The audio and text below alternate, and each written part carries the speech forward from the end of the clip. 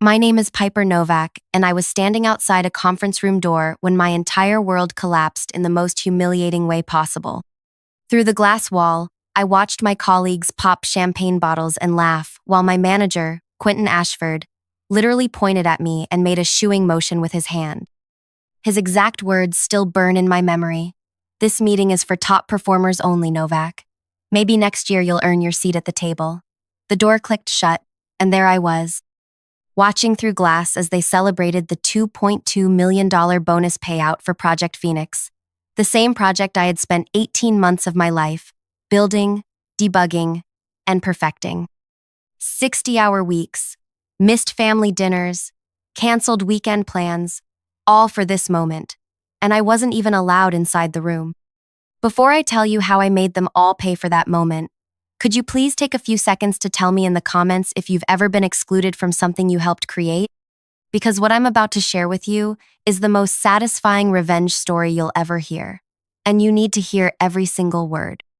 Also, please like this video, subscribe to my channel, and click that bell icon because stories like this don't come around often.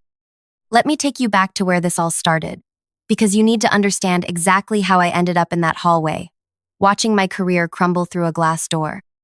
2 years ago, I graduated from business school with a degree that cost me $80,000 and 4 years of my life.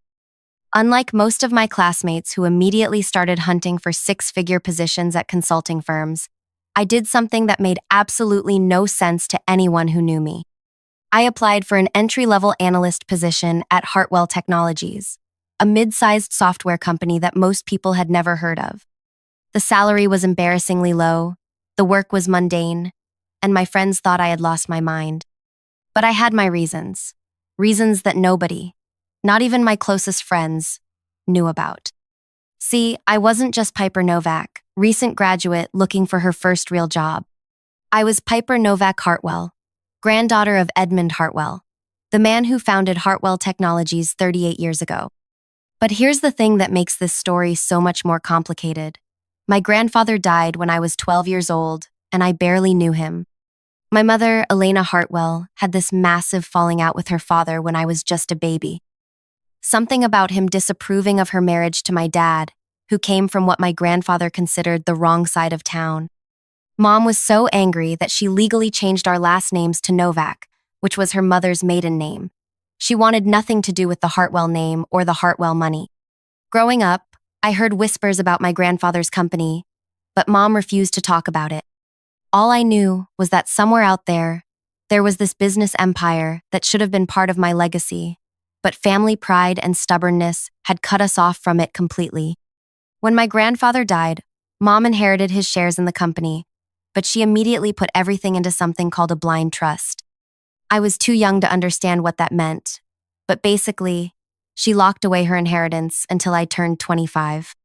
She said she wanted me to make my own way in the world first, to earn my own success before I had access to what she called blood money. Fast forward to my final year of business school.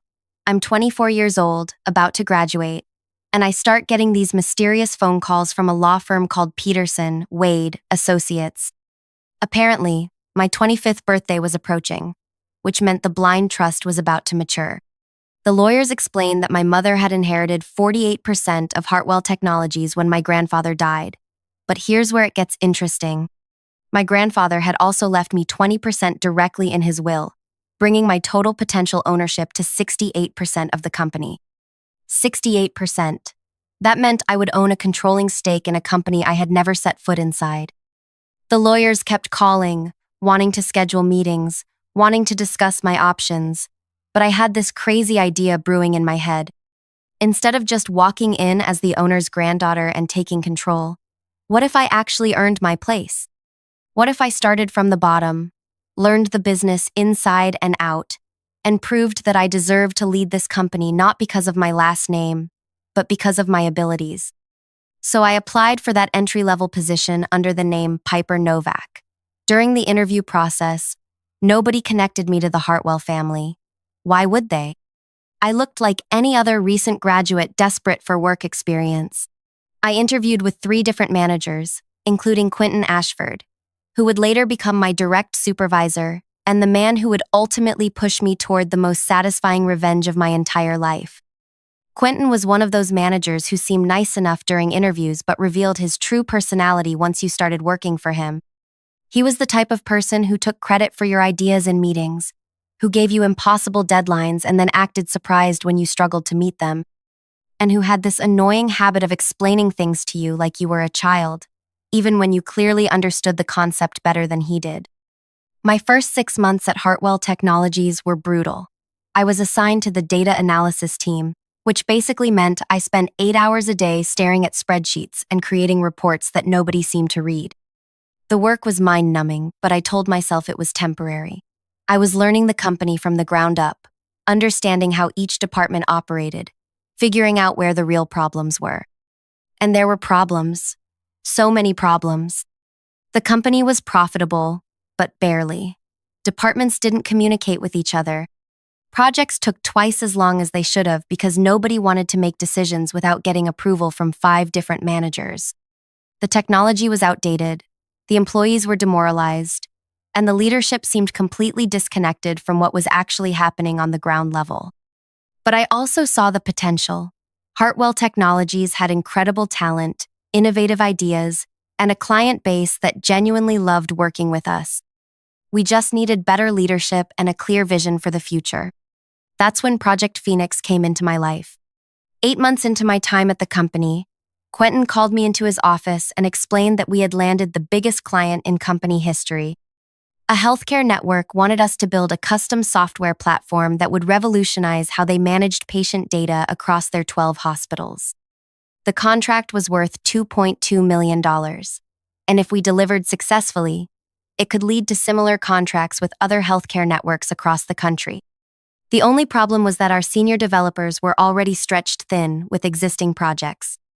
Quentin needed someone to take on a bigger role, someone who could coordinate between departments and make sure everything stayed on track. He offered me the position, but with a catch. I would be doing senior-level work for my entry-level salary. I should have negotiated. I should have demanded a promotion, a raise, or at least some kind of official recognition. But I was thinking about the bigger picture. This was my chance to prove that I could handle major responsibility, that I could be a leader in this company. So I said yes. For the next 18 months, Project Phoenix became my entire life. I coordinated between the development team, the design team, the quality assurance team, and the client relations team. I created project timelines, managed budgets, troubleshot problems, and basically became the person everyone came to when something went wrong. And things went wrong constantly. The original timeline was completely unrealistic. The client kept changing requirements. Our senior developer quit halfway through the project, leaving us scrambling to find a replacement. There were weeks when I was working 70 hours, sleeping in the office, living on coffee, and vending machine snacks. But we were making progress. Slowly, painfully, but we were building something incredible. The software platform was going to be revolutionary, exactly what the healthcare industry needed. The client was thrilled with our progress, and word was starting to spread that Hartwell Technologies was capable of handling major contracts. Throughout this entire process, Quentin was taking credit for everything. In client meetings, he would present my work as his own ideas. In company meetings, he would talk about his project and his timeline. I kept telling myself that this was normal, that entry-level employees don't get recognition for major projects, that my time would come. My 25th birthday happened right in the middle of Project Phoenix chaos. I was so buried in work that I almost forgot about the blind trust completely. The lawyers called me 3 times that week, wanting to schedule a meeting to discuss my inheritance. I kept putting them off, telling them I was too busy with work. Which was true, but also, I wasn't ready to make that decision yet. The project was so close to completion, just a few more months, and we would have delivered something that would transform the company. I wanted to see it through as Piper Novak, the hardworking analyst who had earned her place on the team. Then, maybe, I would reveal who I really was. But Quentin had other plans.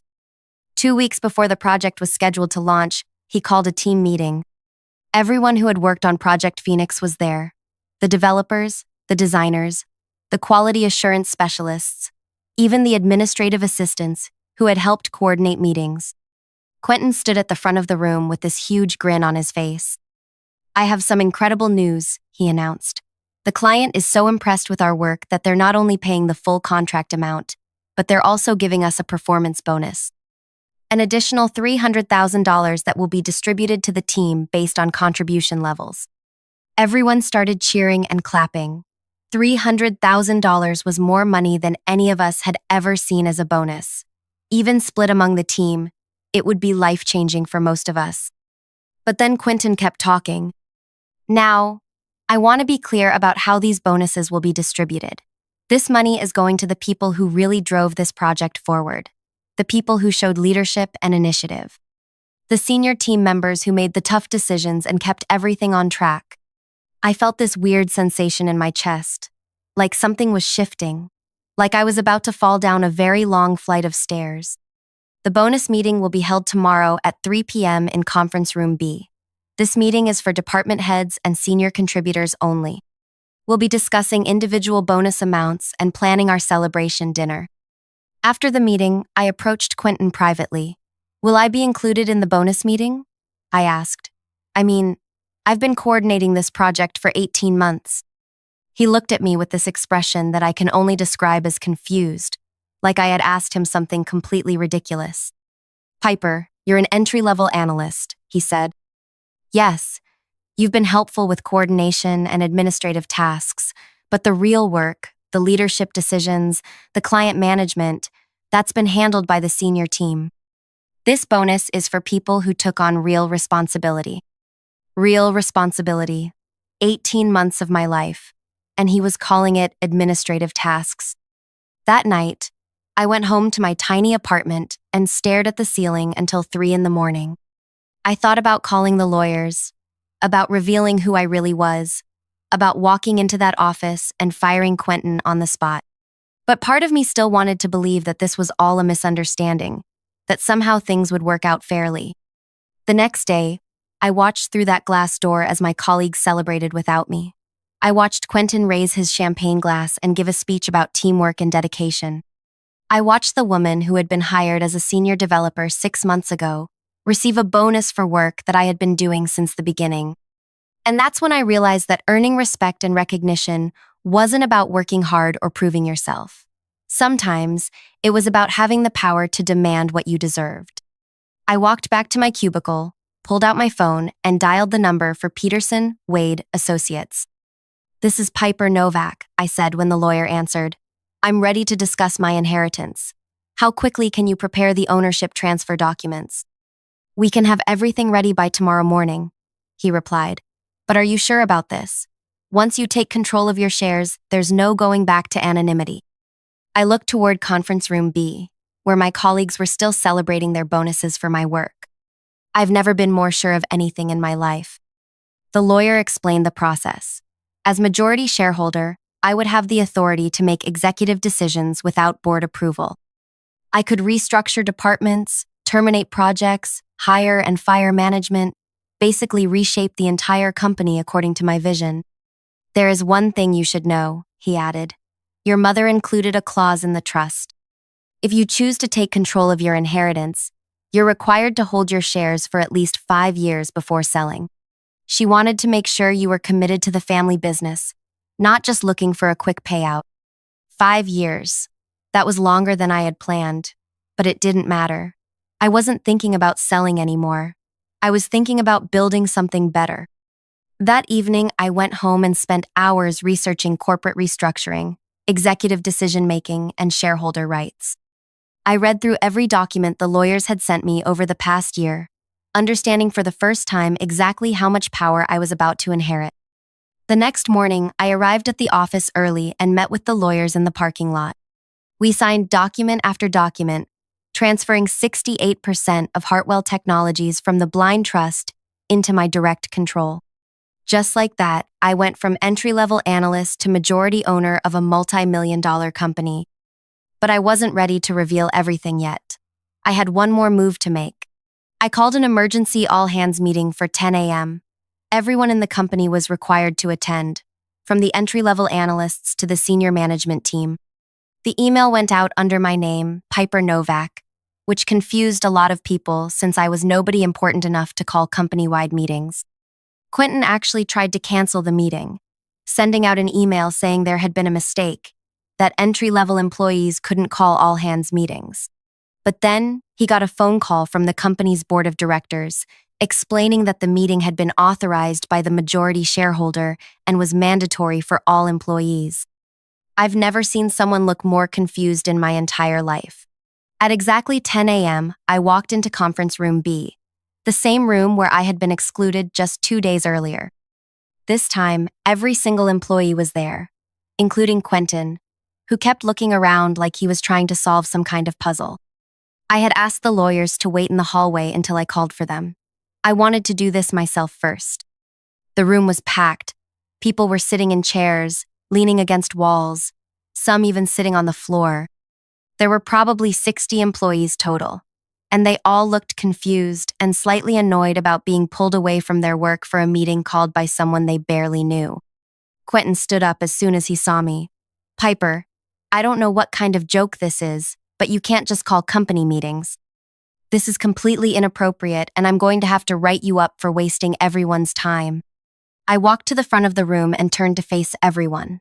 My heart was beating so fast that I could hear it in my ears, but my voice came out steady and clear. "My name is Piper Novak," I began, "but that's not my real name. My real name is Piper Novak, Hartwell." A few people in the room shifted in their seats. I could see some of them starting to make connections, their faces changing as they realized what that last name meant. For the past 2 years, I have been working here as an entry-level analyst while secretly owning the majority stake in this company. Yesterday, I officially took control of my 68% ownership, which makes me your new majority shareholder. The room went completely silent. Not just quiet, but silent in that way that only happens when everyone stops breathing at the same time. Quentin's face went through about 5 different expressions in 10 seconds. Confusion, disbelief, anger, fear, and then back to confusion. "That's impossible," he said. "Edmund Hartwell's granddaughter would be." He stopped talking as he started doing the math in his head. 25 years old. "Yes, that's me." I gestured toward the door. "I have 3 lawyers in the hallway with all the documentation if anyone wants to verify this. But I assure you, everything I'm telling you is completely legal and legitimate."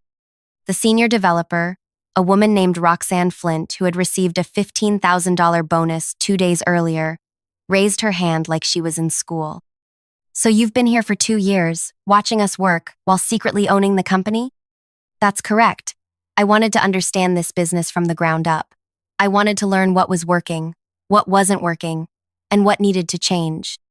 And over the past 2 years, I've learned quite a lot." I pulled out a folder that I had prepared the night before. For example, I learned that Project Phoenix, which we just completed, was managed almost entirely by me for 18 months.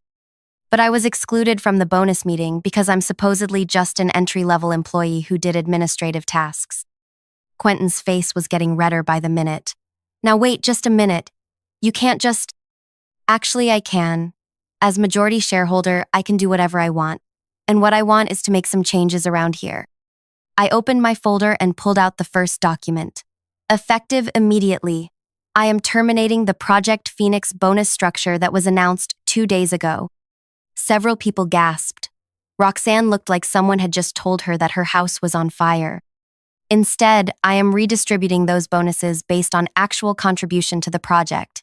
The people who actually did the work will receive compensation that reflects their effort." I pulled out another document. "I am also implementing a new management structure. Anyone who believes in excluding team members from recognition will no longer have teams to manage." Quentin stood up so fast that his chair fell backward. "You can't do this. I've been with this company for 8 years. I have contracts. I have employment agreements. You have at-will employment just like everyone else, which means I can terminate your position at any time, for any reason, as long as it's not discriminatory. And excluding people from recognition based on arbitrary decisions about who deserves credit definitely qualifies as grounds for termination." I looked around the room at all the faces staring back at me. Some people looked excited. Some looked terrified. Most just looked stunned. But I'm not here to fire everyone and start over. I'm here to build something better. This company has incredible potential, but we've been held back by poor leadership and a culture that rewards politics over performance. I pulled out a third document, the one I had spent most of the night preparing. So here's what's going to happen. First, everyone who worked on Project Phoenix will receive bonuses that actually reflect their contributions. Piper Novak, the entry-level analyst who supposedly did administrative tasks, will receive the largest bonus because she coordinated the entire project for 18 months. A few people actually started clapping, which surprised me.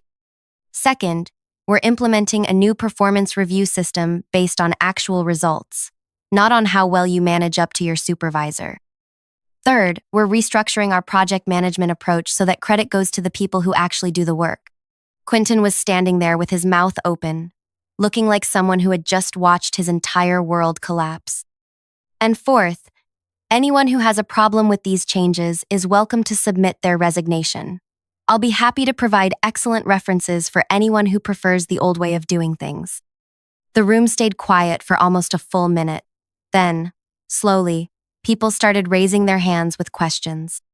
"What happens to our current projects?" asked someone from the design team. "All current projects continue as planned, but with clearer accountability and fairer recognition." "What about the management structure?" asked someone else. "We'll be promoting based on merit and leadership ability, not on how long you've been here or how well you play office politics." "What about salaries?" asked a voice from the back. "I'll be conducting a comprehensive salary review to make sure everyone is being paid fairly for the work they actually do." Hands kept going up. People wanted to know about vacation policies, about professional development opportunities, about long-term growth plans. For the first time since I'd started working here, people seemed genuinely excited about the future of the company. But through all of this, Quentin just stood there, getting redder and redder, until finally he exploded. "This is ridiculous," he shouted. "You can't just walk in here and destroy everything we've built. I don't care who your grandfather was. You're just a kid who doesn't understand how business works." The room went quiet again.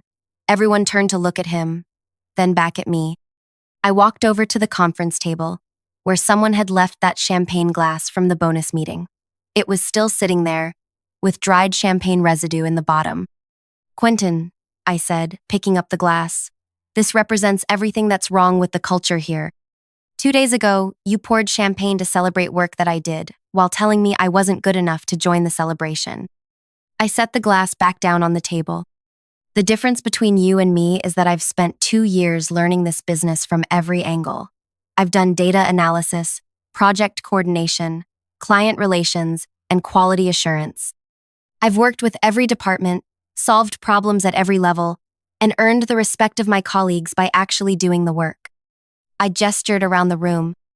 "You've spent 8 years managing people and taking credit for their accomplishments. You think leadership means having authority over others? I think leadership means making everyone around you more successful." Quentin opened his mouth to respond, but I wasn't finished. "So here's what's going to happen. Your employment with this company is terminated, effective immediately. You'll receive 2 weeks of severance pay and a neutral reference letter. Security will escort you to clean out your desk." His face went from red to white in about 3 seconds. "You can't fire me, I'll sue you, I'll take this to the labor board." "You're welcome to try, but you might want to check the employee handbook first. Creating a hostile work environment, taking credit for subordinates' work, and excluding team members from recognition are all grounds for immediate termination." I pulled out my phone and dialed security. "This is Piper Hartwell. I need someone to escort Quentin Ashford to his desk to collect his personal belongings, then off the premises." The use of my real last name clearly got through to him, because he suddenly deflated like a balloon with a hole in it. "You planned this whole thing," he said quietly. "You've been planning this for 2 years." "No, Quentin. I planned to earn my place here legitimately, to prove myself through hard work and dedication. You're the one who decided that my contributions weren't worth recognizing. You forced me to use the power I never wanted to need." Security arrived within 5 minutes. As they escorted Quentin out of the conference room, he turned back to look at me one more time. "This isn't over," he said. "Yes, it is." After he left, I turned back to the room full of employees who were still trying to process everything that had just happened. "I know this is a lot to take in," I said. "And I know some of you are probably wondering if you can trust me, given that I've been keeping this secret for 2 years. A woman from the accounting department raised her hand. "Why didn't you just tell us who you were from the beginning? Why go through all this?" "Because I wanted to earn your respect, not inherit it. I wanted to understand what it was really like to work here, what the real problems were, what needed to be fixed. If I had walked in here 2 years ago as the owner's granddaughter, everyone would have treated me differently. I would never have learned what I needed to learn." Another hand went up. "What happens now?" "Now we build something better. We create a company culture based on fairness, recognition, and actual performance. We make this a place where people want to work, where good ideas are heard regardless of where they come from, and where everyone has the opportunity to grow and succeed." I looked around the room one more time. "The choice is yours. If you want to be part of building something better, I'd love to have you on this journey. If you prefer the old way of doing things, I understand, and I'll help you find opportunities elsewhere." The meeting ended with people buzzing with excitement and confusion in equal measure. Some employees came up to me afterward to ask more detailed questions. Others just left quietly, probably needing time to process everything. Over the next few weeks, the changes I had promised started taking effect. The Project Phoenix bonuses were redistributed fairly, with the people who had actually done the work receiving the recognition they deserved. Several managers who had been ruling through fear and politics submitted their resignations. New people were promoted based on their abilities, rather than their connections. The company culture started shifting almost immediately. People began collaborating more openly, sharing ideas without fear that someone else would take credit. Projects started moving faster because decisions were being made by the people who actually understood the work. 3 months later, we landed 2 more major contracts, worth a combined $4 million. Both clients specifically mentioned that they chose us because of our collaborative approach and transparent communication. 6 months later, employee satisfaction scores had increased by 40%, and our project completion rate had improved by 30%. But the most satisfying moment came exactly 1 year after that conference room meeting. We were celebrating the completion of our biggest project ever, worth $6 million. This time, the celebration included everyone who had contributed to the success. I stood up to give a toast, holding a glass of champagne in the same conference room where I had once been excluded. A year ago, someone told me that I wasn't good enough to celebrate our successes. Today, I want to celebrate all of you, because this company's success belongs to everyone who helped build it. Everyone raised their glasses, including 3 new team members who had been hired specifically because of their talent and potential, not because of their connections or their ability to play politics. To fairness, to recognition, and to building something better together.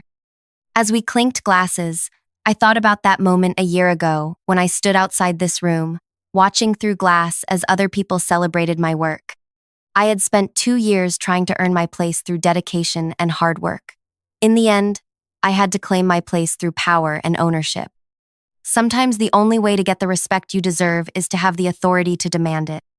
The best part of this whole story is that Quentin never did sue me. Turns out, when you actually document someone's poor management practices and exclusionary behavior, terminating their employment becomes pretty straightforward. And here's something that might surprise you.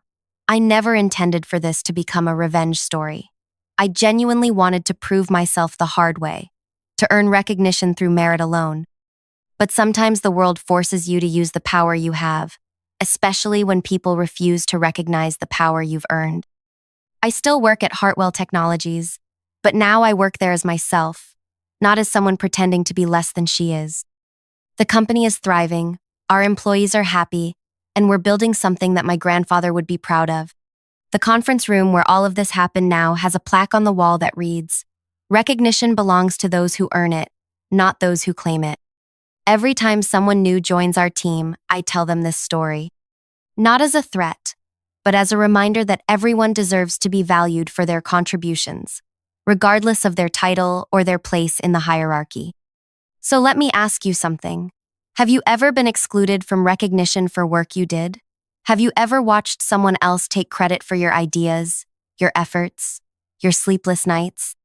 If so, tell me about it in the comments below, because I guarantee you're not alone.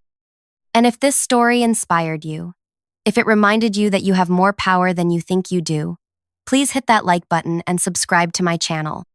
Share this video with someone who needs to hear that their work matters, that their contributions deserve recognition, and that sometimes you have to stop waiting for permission to claim what's rightfully yours. Remember, you don't have to own the company to demand the respect you deserve, but it certainly doesn't hurt. Thanks for listening to my story. I'll see you in the next video.